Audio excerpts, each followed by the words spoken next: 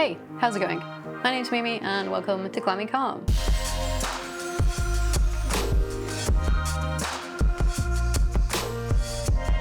In today's video, I'm pretty hyped to be talking about mindset, which is a huge topic, but I'm going to try and hopefully help you understand, first and foremost, what it is, how you can best identify your mindset, how you can use it to unlock your climbing process and make the most of your climbing. I'm going to start with a pretty basic definition of mindset. So from a psychology point of view, mindset can be defined as a set of beliefs that an individual has about themselves and the world around them. If that doesn't help you understand what mindset is, if you think about yourself as a computer, it's the kind of code that you carry around and the ways in which you think about the world around you. I don't know if that's a helpful analogy. It changes how you interact with the world, what you believe about yourself, and what you expect and feel capable of in the world around you, which is obviously quite huge when it comes to climbing and specifically problem solving. Mindset applies to so many areas of life, but it is also incredibly important and useful in climbing itself. Mindset could be seen as something that's very much on a spectrum. It's never black and white, and it's not an absolute. It changes and it fluctuates a lot. Broadly in the world of psychology, mindset often falls on a spectrum, and this runs from a fixed mindset to a growth mindset. A fixed mindset could be seen as an individual with a set of beliefs that they don't believe they have the ability to change, they don't believe they have the ability to impact, implement, or have any change on the things around them in the world, and that everything is fixed and set, and they have their abilities and things around them aren't able to be changed based on things they do, and they don't feel like they have this sense of ability to change things around them. So there's this like lack of accountability as well. A fixed mindset has been linked to not being very good at learning new skills or overcoming new tasks. And it's got this sort of passivity in that there's no accountability on the individual to change what they're doing, to essentially learn and or adapt to overcome more challenging problems. Whereas on the other end of the spectrum, somebody with a growth mindset might have the belief that they have the ability to change themselves, they have the ability to change things around them, and they believe that they can adapt, grow, learn, and change themselves and develop. And these two mindsets are extremely important when it comes to climbing and problem solving. Also heavily linked to a higher level of resilience, which is really interesting. And it's also linked to individuals being better at overcoming challenging problems and problem solving, and individuals learning. A growth mindset is very heavily linked to learning and development. I feel a little bit like Bear Grylls because mindset is often all about improvising, adapting, overcoming, and learning. And surviving, not quite, but that's a funny tangent. But let's make this a more climbing specific example. If we just take those two very black and white definitions of growth and fixed mindset to a very simple analogy like a hard boulder or a very specific hard move, somebody with a more fixed mindset will approach a hard boulder or a challenging move. They might have beliefs or thoughts or statements like, I can't do the boulder, it's too difficult, the moves are too hard, I'm not strong enough. Those are all very reductive, absolute, finalizing statements that doesn't give the individual any leeway to think more openly in how they're going to solve this problem. Whereas someone with a more growth mindset at the other end of the spectrum might approach a very hard boulder problem, try the moves, and then think to themselves or have beliefs or statements like, what am I going to do to get myself up this boulder? What can I change to make that move more realistic for me? How do I need to make the moves differently, or what can I use, what can I do differently in order to make the move or complete the boulder, for example. Now that's a very simple way of looking at mindset, but it helps you understand that essentially the individual with the fixed mindset is a lot less likely to even try the moves again or attempt to understand how they can do anything differently, whereas the individual with the more growth mindset approach is way more likely to look at themselves in a technical way and think, how can I do something differently in order to adapt, develop, and problem solve in order to overcome this very imminent challenge that I face. Which seems very, very simple, but when I was thinking about it like this, for me, it made it make a lot more sense. And very often in life, things are never that black and white, but I'm just using these analogies in order to help communicate what mindset is. I'm going to take another example of if we took two climbers with the exact same physical ability, but two different mindsets, both trying a boulder that is equally physically challenging for them.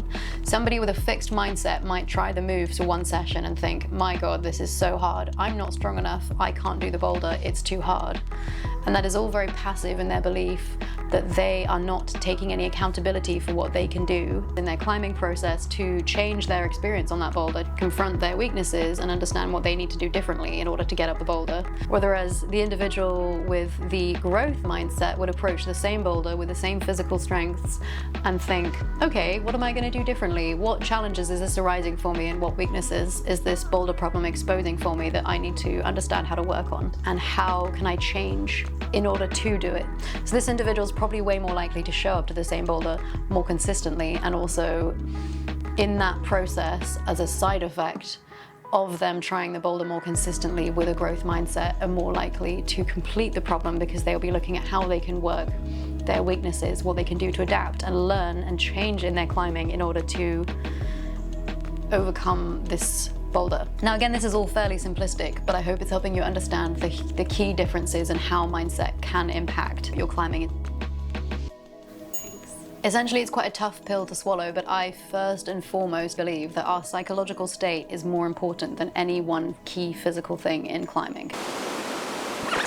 Our psychological state is more important than any one physical attribute. No matter if you're like super strong or if you have all these like incredibly amazing finger strength things or all this, I think all of those come second to a constructive and growth mindset to help you engage with climbing. And I'm going to talk about why this is super important.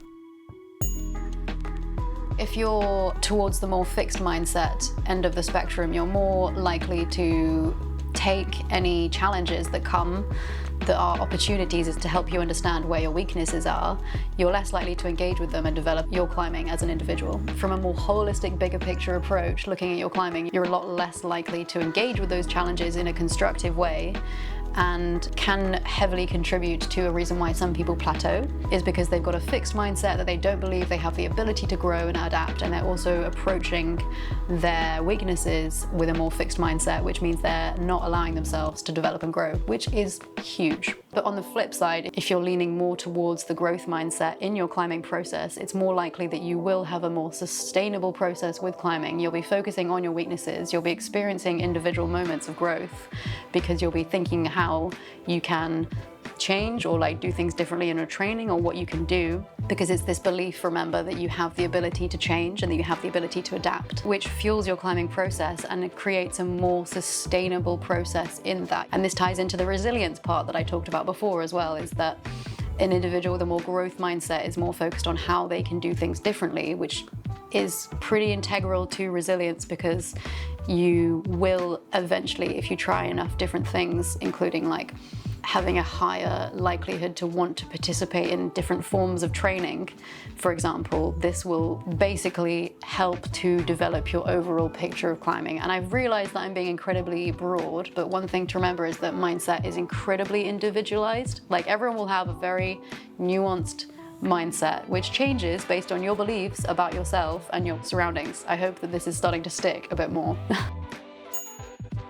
It's worth noting that our mindsets are often formed on our expectations of our abilities, and I think it's super helpful to remember that your abilities can exceed your expectations, and try not to have too many expectations around what you believe you can do based on just what you've previously seen from yourself, which sounds funny, but if you can remain open about your ability to grow, develop, and change as a climber, and not have more fixed expectations on what you've seen previously. For example, someone might adopt the idea that they believe they have bad footwork, and therefore they don't believe they have the ability to work on their footwork, versus with the more growth, adaptive mindset, they might think, I'm going to work on my footwork today, or I'm going to just do one thing to try and adapt and improve my footwork.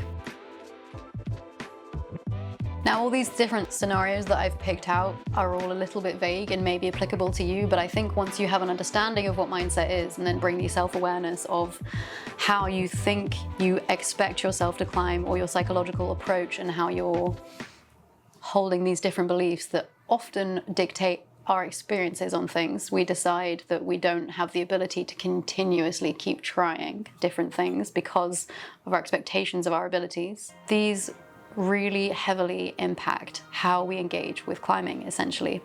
And if you take a sort of much bigger picture approach and look at our overall mindset, if you're continuously striving to develop and grow your climbing overall, and not focusing on the outcome of each session, and not being in a more fixed mindset, this can be incredibly revolutionary for your climbing, depending on who you are, and it's always very like case by case specific, so it's hard to make a video for like a wider audience. I also understand that mindset is so individual specific, and each individual will have a different set of beliefs about themselves and their abilities and the problems around them based on their experiences. And I think it's important to remember that once you start to bring that self-awareness to your mindset, it's very possible to change up how you approach your climbing or your training or your psychological approach in general. I'm super psyched when I start to see more and more people talking about their psychological process with climbing. If watching this video has been helpful for you, send it to a friend. Thank you so much for watching. This has been another Climbing Calm video, and subscribe because there's going to be